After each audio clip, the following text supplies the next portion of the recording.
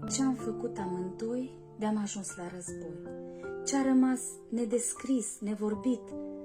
Scoateți ura din piept și privește-mă drept, să-l găsim pe acel de-a greșit.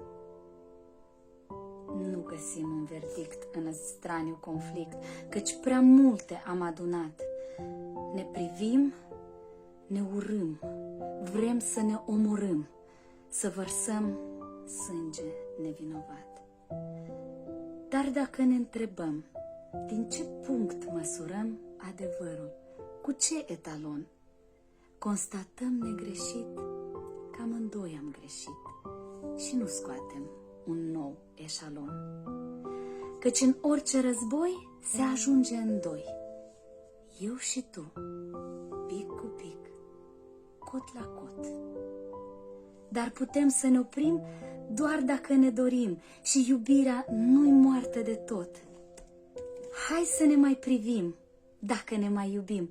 Ne putem întâlni la mijloc, absolut dezarmați, vii și eliberați, ca iubirii să-i facem un loc.